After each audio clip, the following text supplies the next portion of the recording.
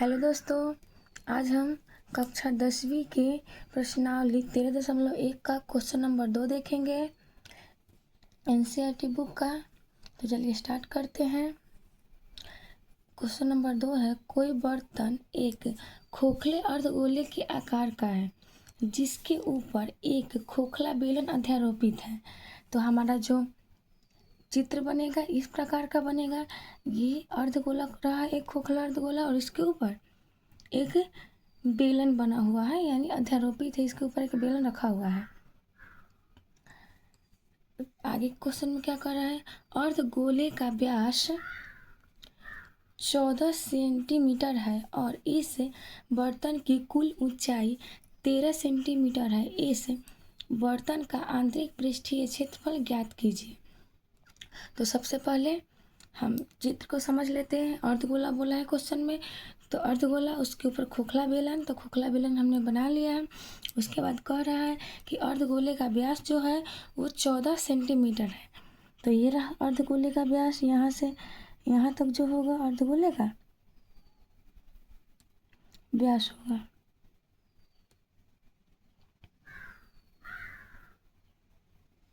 ये अर्धगोले का व्यास कितना दिया हुआ है, 14 सेंटीमीटर।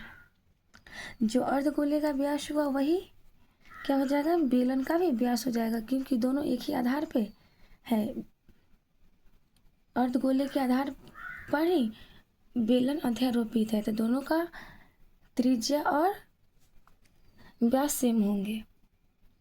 उसके आगे क्या कर रहा है, इस बर्तन की कुल ऊंचाई 13 सेंटीमीटर है।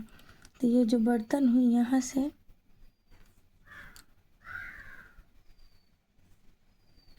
यहाँ तक इसकी कुल ऊंचाई कितना दिया हुआ है, 13 सेंटीमीटर। तो हमने यहाँ पे लिख लिया 13 सेंटीमीटर। और उसके बाद कह रहा है इस बर्तन का आंतरिक पृष्ठीय क्षेत्रफल ज्ञात कीजिए। तो पहले हम इसकी त्रिज्या निकाल लेते हैं। अगर व्यास 14 सेंटीमीटर है तो त्रिज्या क्या हो जाएगी, तो त्रिज्या हो जाएगी व्यास का आधा। तो त्रिज्या हो जाएगी 14 सेंटीमीटर।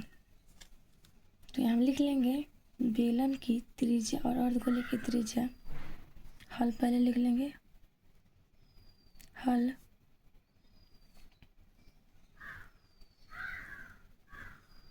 बेलन एवं अर्धगोले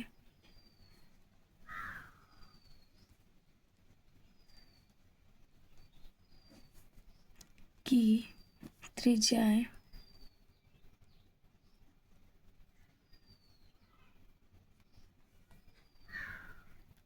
यहाँ पे दो त्रिज्या है, इसलिए हमने त्रिज्याएं लिख दी बराबर।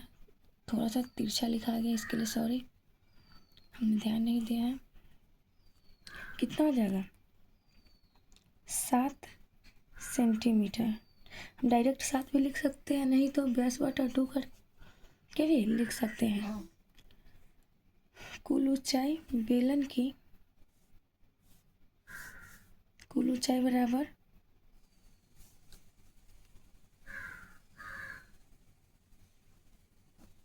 एवं लगा देंगे, एवं बेलन की कुल ऊंचाई बराबर 13 सेंटीमीटर। अगर यहाँ से जो त्रिज्या बन रही है ये हुई 7, तो यहाँ से यहाँ 7, तो नीचे भी यहाँ से यहाँ कितना हो जाएगा, 7 ही हो जाएगा। ये भी नीचे भी त्रिज्या है, और ये जो दूरी इधर की है वही सेम दूरी इधर भी होगी। तो हम क्या करेंगे कि बेलन की जब हम ऊंचाई निकालेंगे तो क्या करेंगे, बेलन यहाँ से और यहाँ तक है, तो बेलन की ये ऊंचाई निकालने के लिए हमें क्या करना होगा, इनकी त्रिज्या जितनी सेंटीमीटर है उससे घटा लेंगे कुल ऊंचाई में से। तो हमें इतना भाग यहाँ से और यहाँ के बेलन के भाग का ऊंचाई निकल जाएंगे। सॉरी, यहाँ पे गलत लिखा गया होगा, बर्तन की कुल ऊंचाई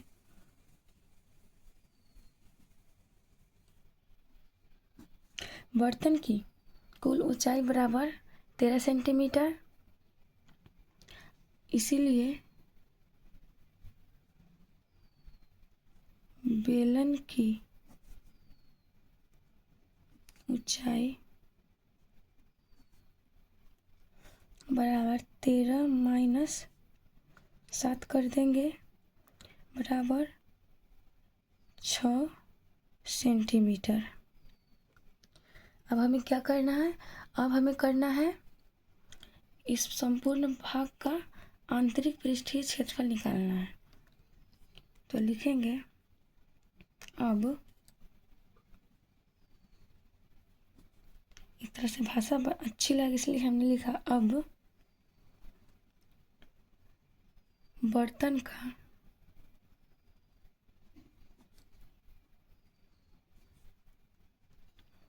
आंतरिक पृष्ठीय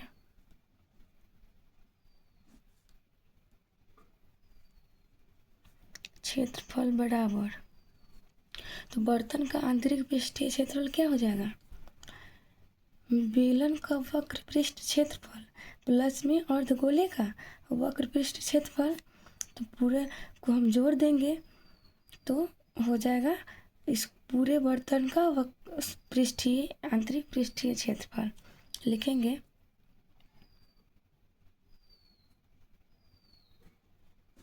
बेलन का वक्र पृष्ठ क्षेत्रफल प्लस अर्धगोले का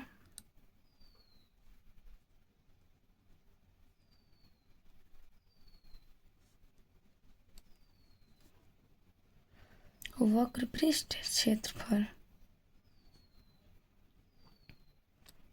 तो इसका सूत्र क्या होता है? बेलन का वक्र पृष्ठ क्षेत्रफल 2πr/h प्लस अर्धगोले का वक्र पृष्ठ क्षेत्रफल होता है 2πr² 2πr² बराबर हम कर लेंगे 2 का 2, पाई का मान यहाँ 22/7 रख देंगे गुने 8 त्रिज्या यानी 7 है, 7 गुने h कितना है? 6 है प्लस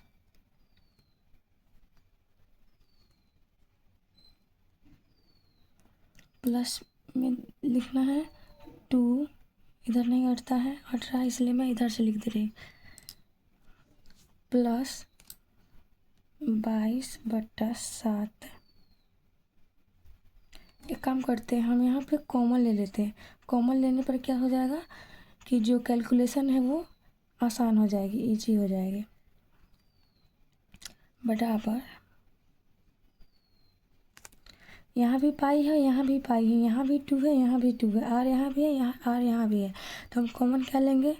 2πr 2πr कॉमन ले लेंगे तो यहाँ क्या बच जाएगा? h प्लस, और यहाँ 2 r है, डबल है तो 1 ले लिए तो 1 बचेगा, तो प्लस में 1 r हो जाएगा बराबर हो जाएगा 2 गुने 22/7 पाई का मान गुने r कितना है? 7 इंटू ऊंचाई कितनी है? बेलन की ऊंचाई 6 प्लस r 7 बराबर हम लिखेंगे यहाँ पे 7 का 7 कट जाएगा, 7 से 7, 22 दूना 44, 22 दूना 44 गुने 6 7 13 बराबर 13 चौका 52 के 2 हासिल 5, 13 चौका 52 और 5 57, 772 सेंटीमीटर स्क्वायर क्षेत्रफल है, तो सेंटीमीटर स्क्वायर हम इस सब में भी सेंटीमीटर स्क्वायर डाल देंगे, लाइन से ही डाल देते पर मैं भूल गई हूँ। तो इसका यही राइट आंसर हो जाएगा 572 सेंटीमीटर स्क्वायर इस संपूर्ण क्षेत्र का वक्र पृष्ठ क्षेत्रफल आंतरिक पृष्ठीय क्षेत्रफल। तो दोस्तों वीडियो अच्छी लगी हो तो वीडियो को लाइक कर दीजिएगा, अपने दोस्तों तक शेयर कर दीजिएगा। अगर चैनल पे नए हैं तो चैनल को सब्सक्राइब कर दीजिएगा। अगर कहीं पे हमारे वीडियो में आपको गलती नज़र आ रही है तो आप क्या करिएगा, हमें कमेंट करके ज़रूर बताइएगा, हम उसे सुधारने की कोशिश करेंगे। थैंक यू देखने के लिए।